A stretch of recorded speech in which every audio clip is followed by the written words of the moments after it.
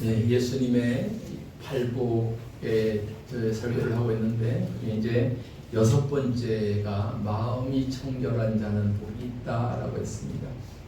마음이 청결한 자는 복이 있다. 한번 따라합시다. 마음이 청결한 자는 복이 있다. 마음이 청결한 자는 복이 있다.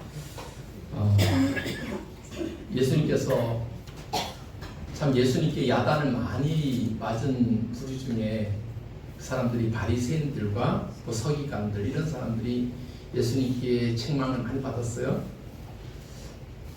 오늘 예수님께서는 이 바리새인과 서기관들에게 이러한 표현을 썼어요. 너희들은 회칠한 무덤 같다라고 표현했어요. 뭐 같다?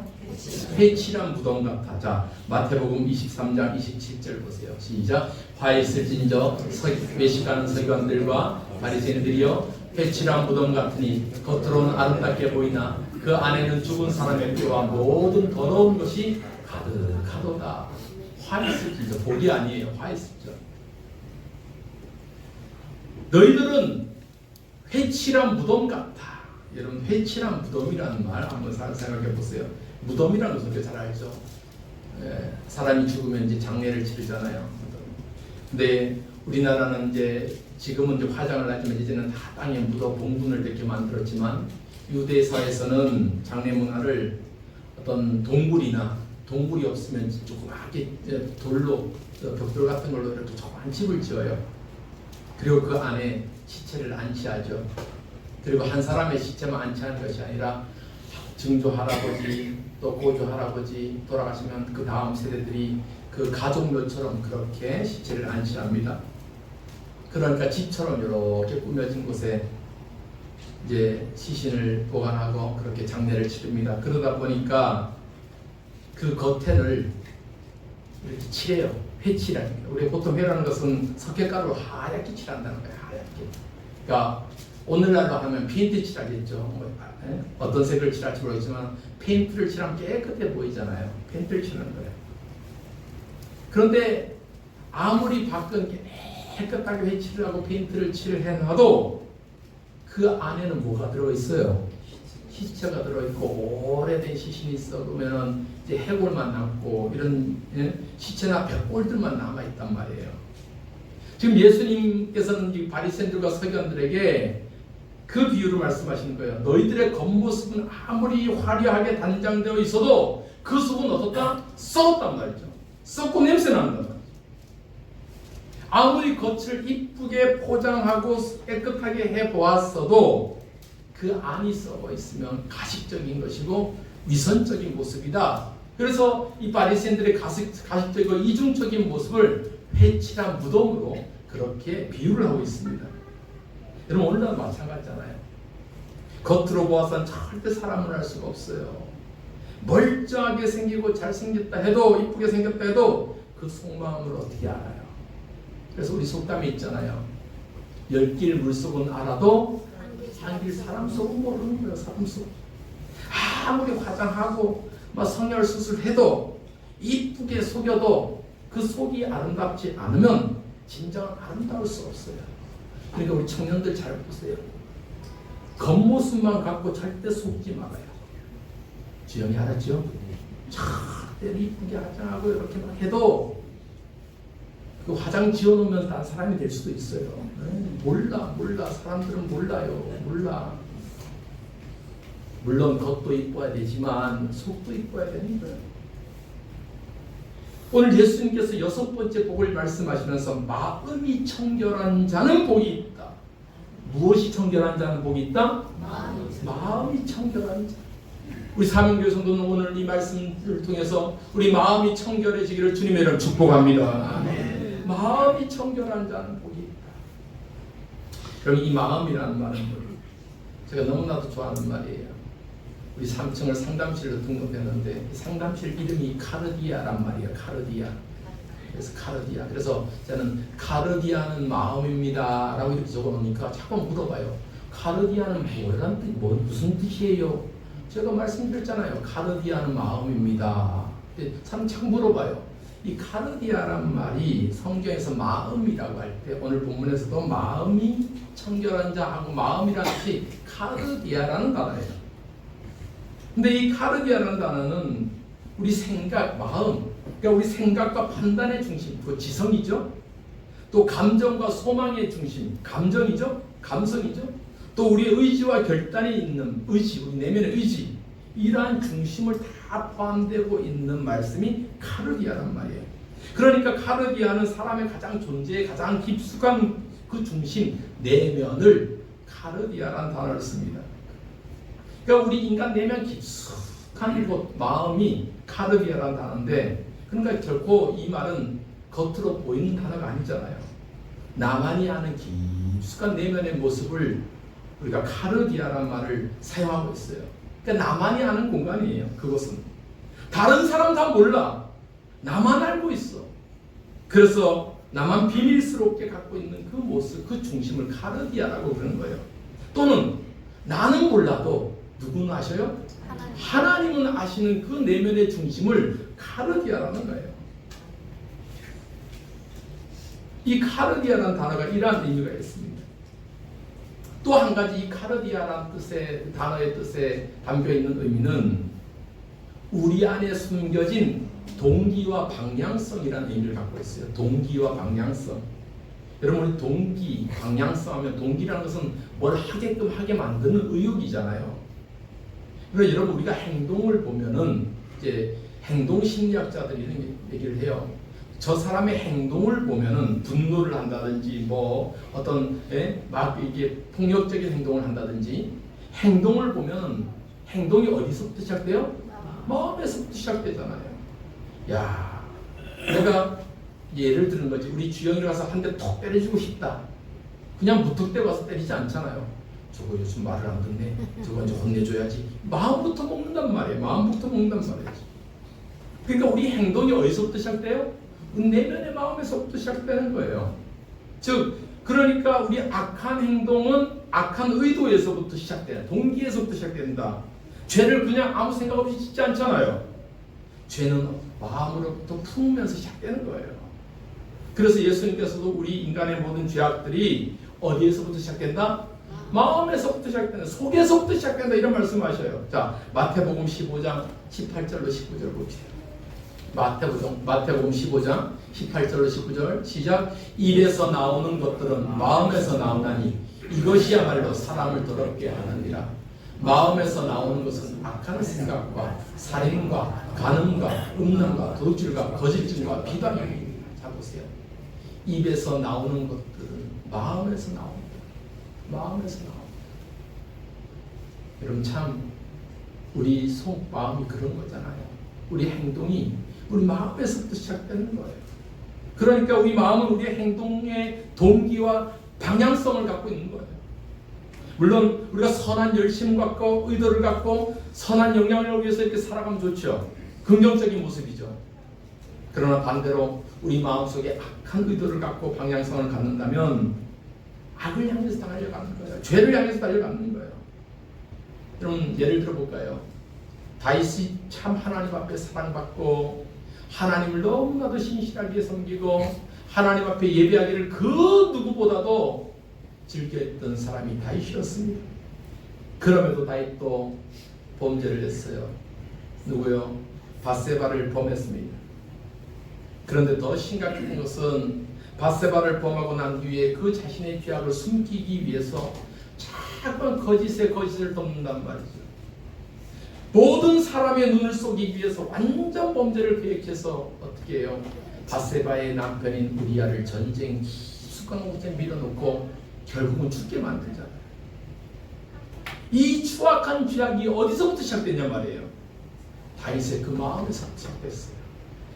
자신의 치부를 감추기 위해서, 그 마음의 죄악을 숨기기 위해서 의도와 방향성을 갖고 그 죄를 저질렀다는 것을 우리가 성경을 통해서 알 수 있는데, 그럼에도 다윗은 세상 사람들 다 속여도 누구를 속일 수 없어요?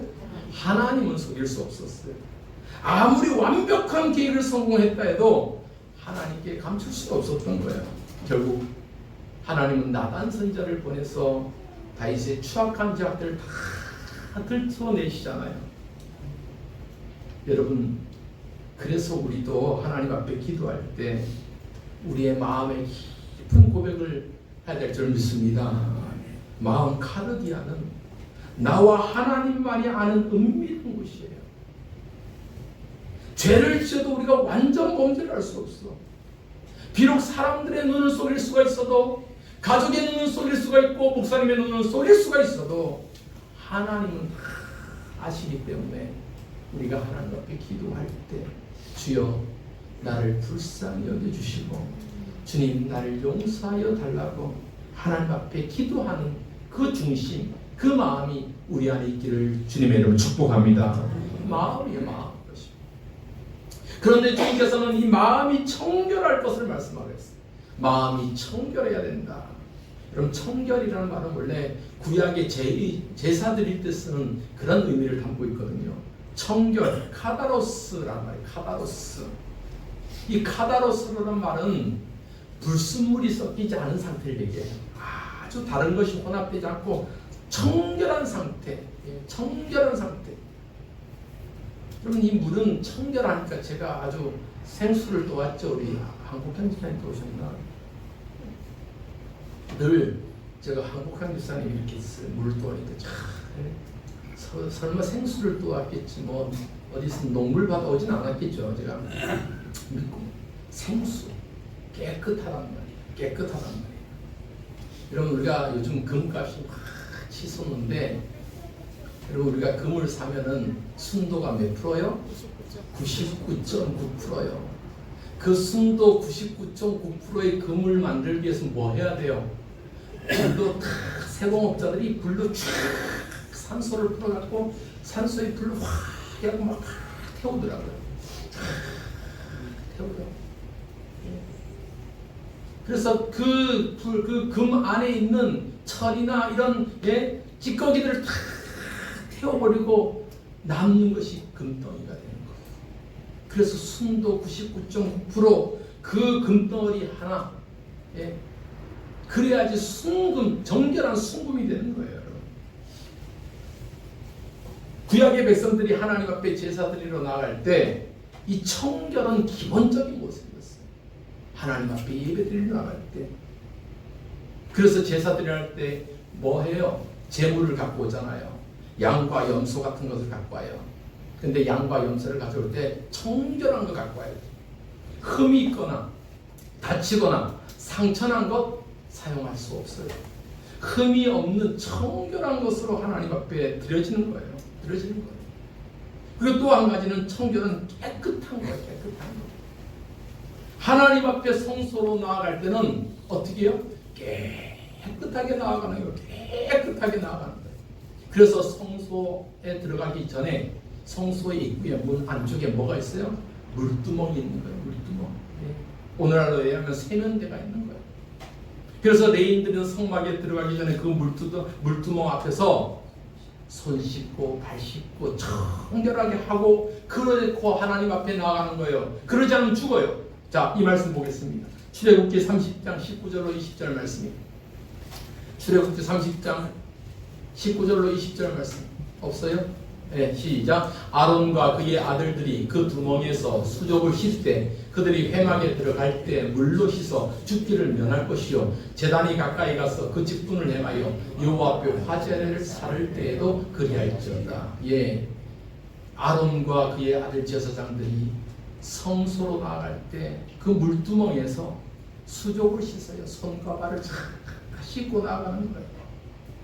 그래서 지금도 유럽의 교회들이나 지금도 천주교회 가면은 성전 입구에 보면은 이렇게 물로 손을 씻는 데가 있어요.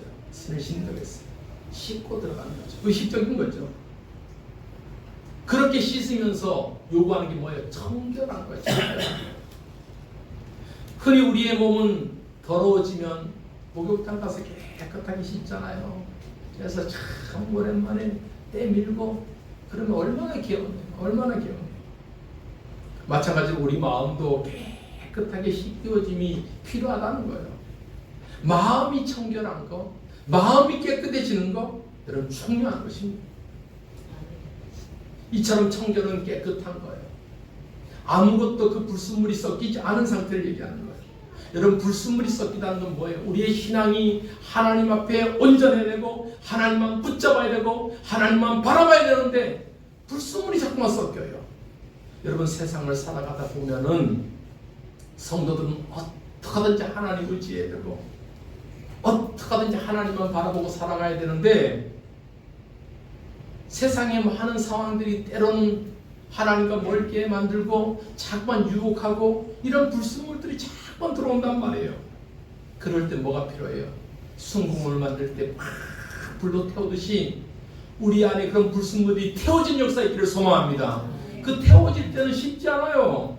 아파요. 고통이 따라요.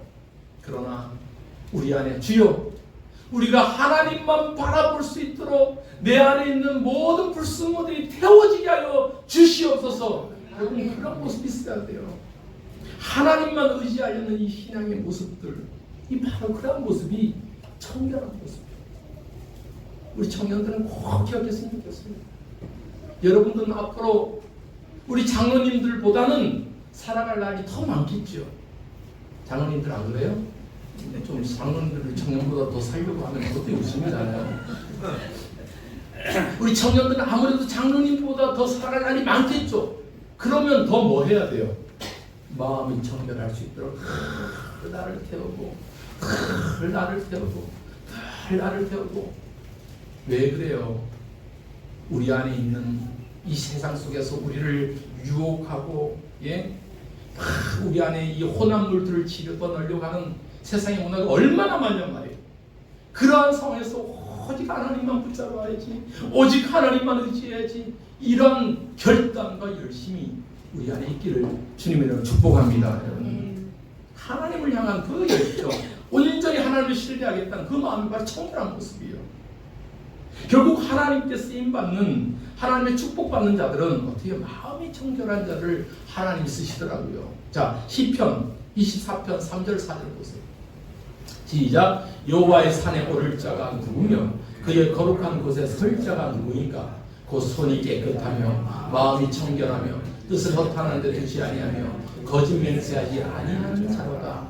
아멘. 하나님이 누구를 쓰시냐 말이에요. 손이 깨끗하고 마음이 청결한 자 쓰. 깨끗한 자 쓰신대요. 사도 바울도 비슷한 고백을 해요. 큰 집에는 금그릇도 있고 은그릇도 있어요. 그러나 깨끗하지 않은 그릇은 못 써요. 깨끗한 그릇을 주인이 쓰시는 거예요. 여러분 한번 고백합시다. 주여, 주여, 깨끗한 그릇 되게 하여 주옵소서. 깨끗한 그릇 되게 하여 주옵소서. 깨끗한 그릇 되게 하여. 여러분 오늘 주님께서 말씀하신 이 마음의 청결, 마음의 청결의 의미를 우리가 깊이 묵상해야 될 필요가 있습니다. 우리 마음은 언제나 하나님을 향해서 그 방향과 의도를 갖고 있어야 돼요.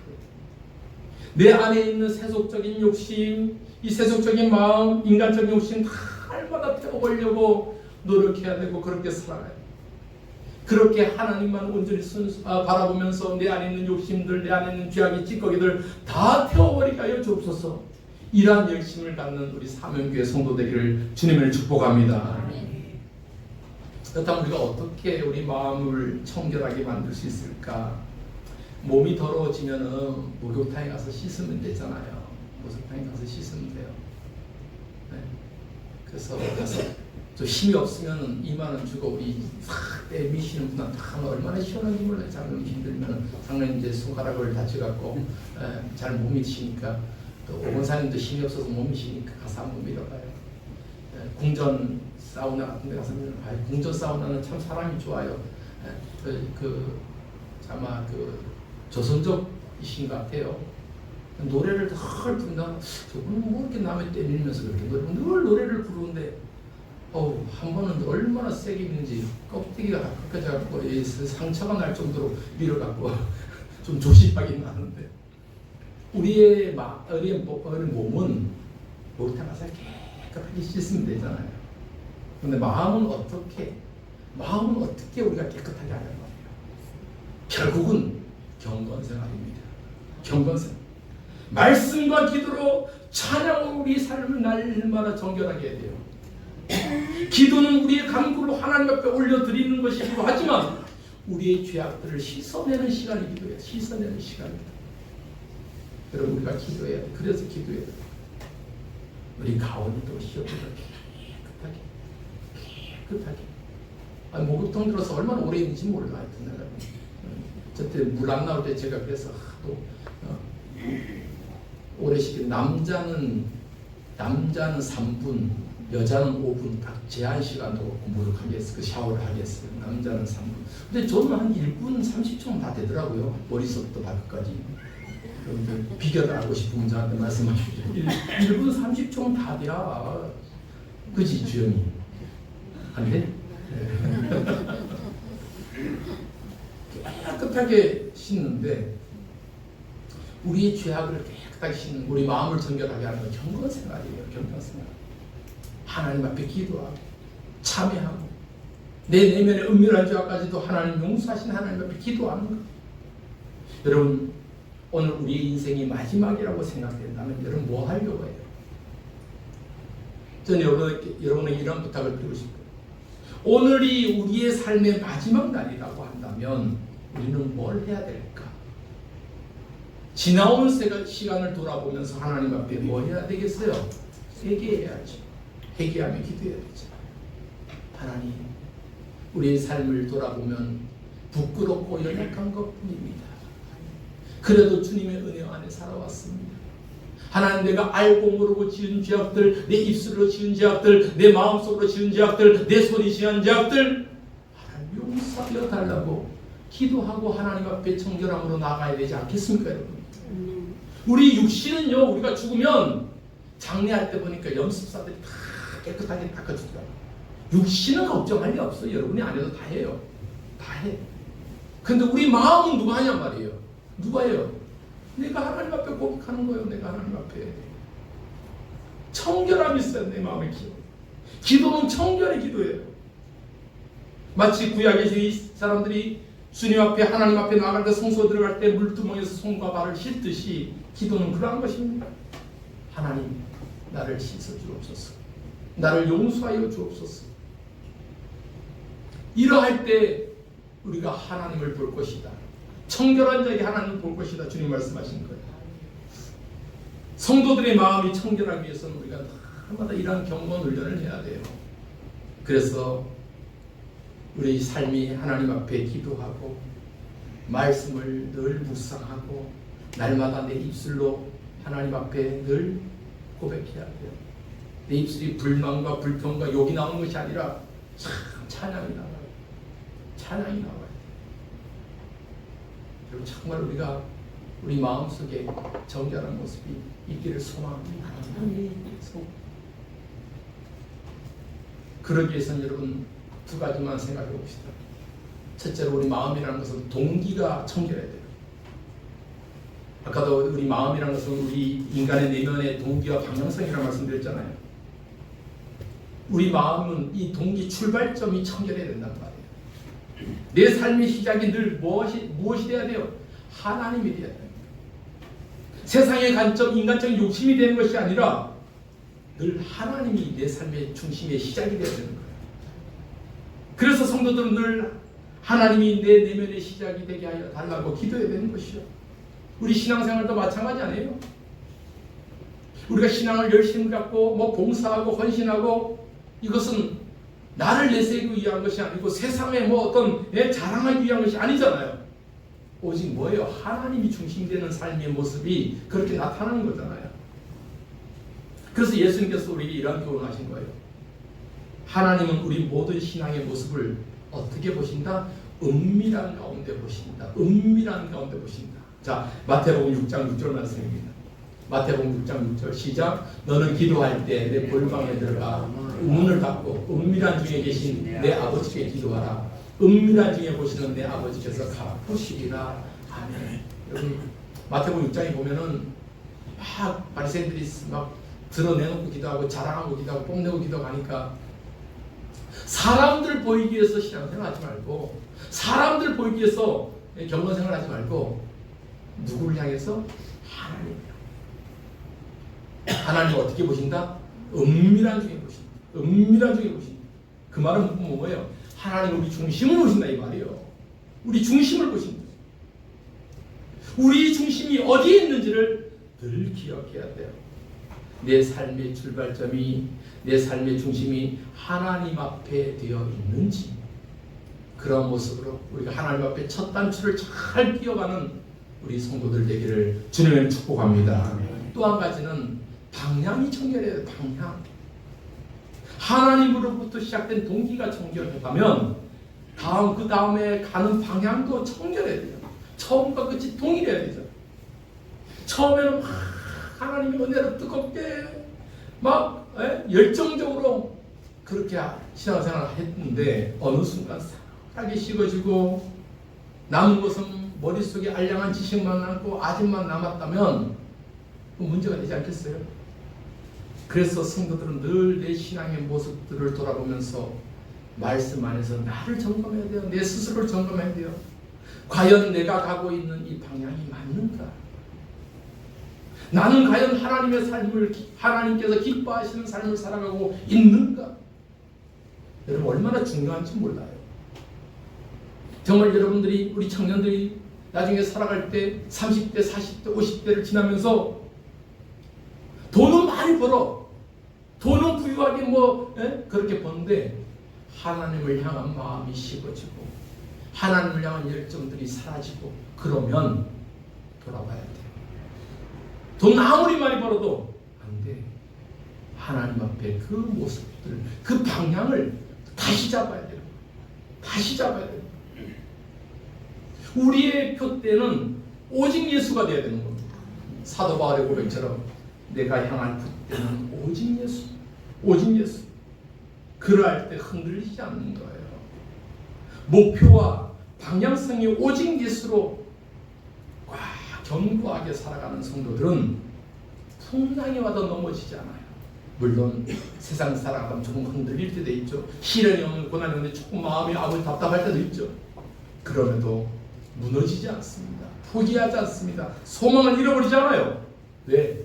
방향이 확실하기 때문에. 그래, 조금만 가면 된다. 조금만 가면 된다. 이 길이 맞다. 이러한 성도들의 확신한 믿음이 있기를 주님의 축복합니다. 이렇게 마음이 정결한 자에 대해서 우리 주님은 뭐라고 축복하십니까? 마음이 정결한 자는 하나님을 볼 것이다. 하나님을 본다. 여러분 하나님을 보고 싶어요? 안 보고 싶어요? 보고 싶어요? 안 보고 싶어요? 하나님을 본다는 것은 하나님을 만난다는 거잖아요. 여러분 구약의 백성들은 하나님을 만나는 것을 얼마나 두려워했는지 몰라요. 두려웠는지 몰라요. 왜? 죄인된 인간이 거룩한 하나님을 만나면 죽어요. 그러니까 하나님을 만나는 것은 두려움이에요. 그런데 우리는 날마다 하나님을 만나게 기도하잖아요. 하나님을 만나게 해주옵소서. 우리 부모님들은 우리 자녀들을 기도할 때마다 하나님, 우리 자녀들이 하나님 인격적으로 만나게 해달라고 막 기도하잖아요. 그러면 하나님을 본다는 것은 하나님을 만난다는 것은, 하나님을 만난다는 것은 하나님을 내 삶을 통해서 뭐 한다는 거예요? 체험한다는 거예요. 체험한다는 거예요. 그래서 체험을 통해서 내가 직접 하나님을 만나고 하나님을 경험한다는 것, 이 말을 구약성경에서는 야다라고 표현해요. 야다. 뭐라고요? 야다. 야다라는 것은 안다라는 거예요. 안다. 그 안다라는 것은 지식적으로 아는 것이 아니라 경험을 통해서 아는 거예요. 하나님이 나를 아는 것처럼 나도 하나님을 경험해서 아는 거예요. 겉모습만 아는 게 아니에요. 내 삶을 하나님을 통해서 아는 거예요. 하나님을 경험해서 아는 거예요. 이런 아무리 남녀가 좋아도 결혼하기 전에는 몰라요.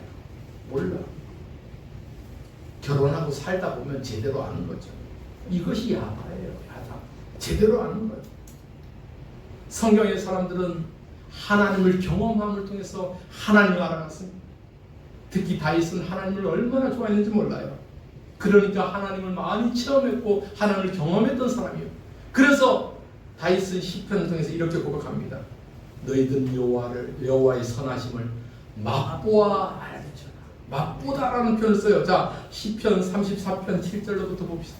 시편 34편 7절 10절 시작. 여호와의 천사가 주를 경외하는 자를 둘러 진치고 그들을 건지시는도다. 너희는 여호와의 선하심을 맛보아할지어다. 그에게 피한 자는 복이 있도다. 너희 성도들아 여호와를 경외하라. 그를 경외하는 자에게는 부족함이 없도다. 젊은 사자는 궁핍하여 줄일지라도 여호와를 찾는 자는 모든 좋은 것에 부족함이 없으리로다. 아멘. 7절 8절 말씀을 다시 보세요. 여호와를 맛보아라. 여호와의 선하심을 맛보아할지어다. 경험하는 거예요. 내 삶을 통해서 여호와를 경험하는 거예요. 위기의 순간에서 하나님이 나를 어떻게 도우시고 나를 보호하시는지 다윗은 너무나도 많이 경험했어요. 그러니까 다윗은 성도들에게 너희들도 여호와를 경험해서 여호와 하나님이 어떠한 분이신지를 경험해서 알아라. 경험해서 알아라. 하나님을 만나는 거예요. 하나님을 보는 거예요. 여러분 우리 사명교회 성도들도 우리 삶 속에서 하나님을 보고 만나는 그런 축복이 있기를 바랍니다. 내 삶 속에서 하나님을 체험하는 그러한 축복이 있어야 되는데 그러한 축복은 어떻게 시작돼요? 우리 마음이 정결할 때 하나님을 보게 될 것입니다. 날마다 내 삶을 말씀으로 점검하고 우리의 연약함을 회개하며 기도하고 기도와 찬양으로 우리 마음을 정결하게 하고 예배자로 세워질 때 그 예배의 중심에서 우리는 누구를 만납니까? 하나님을 만나게 될 줄 믿습니다. 오늘도 이 예배 가운데 우리가 하나님을 체험하고 하나님을 만나는 축복이 있기를 소망합니다. 그런 마음으로 이 찬송 같이 불러보겠습니다. 내 눈 주의 영광을 보내 우리 가운데 계신 주님 그 빛난 영광 온 하늘 덮고 그 찬송 온 땅 나르게 내 눈 주의 영광을 보내 우리 같이 한번 찬송하겠습니다.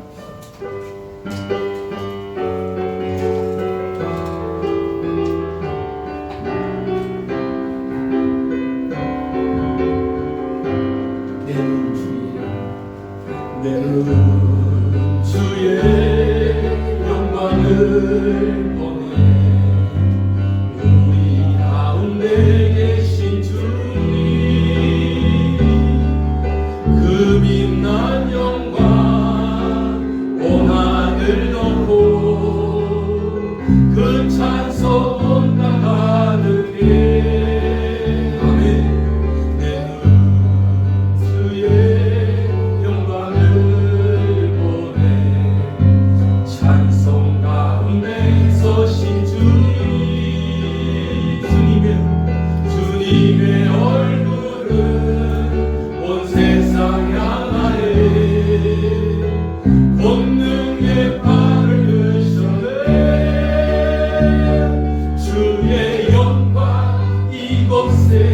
가득해 우리 손에 주님과 함께 찬양하며 우리는 전진하리 모든 영광 주 볼 때 주의 영광 이곳에 가득해 주의 영광 이곳에 가득해 아멘.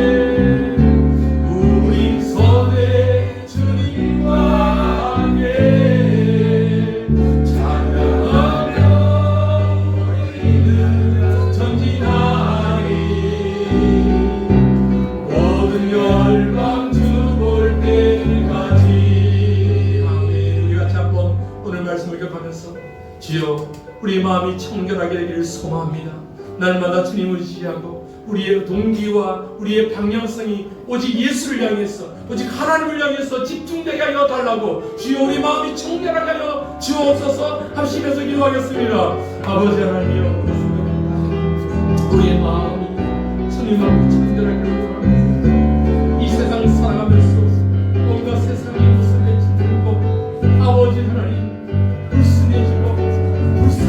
내 마음을 오염시키고 훼손되고 주여 나를 깨우사 정결한 마음으로 주여 우리 마음이 정결하게 되기를 소망합니다. 우리 마음이 깨워지기를 소망합니다. 그리하여서 하나님을 바라고 하나님을 처음하며 하나님 만나고 그렇게 살아가고 계신 우리의 믿음이 되게 하여 주옵소서. 그러한 모습으로 하나님 말씀을 우리 성도들에게 하여 주옵소서. 주여 우리의 마음이 청결하게 하나님을 만나고 하나님을 체험하는 그러한 은혜의 삶을 살아가는 우리 사명교회 성도들 되게 하여 주옵소서. 예수님의 이름으로 기도하옵나이다. 아멘.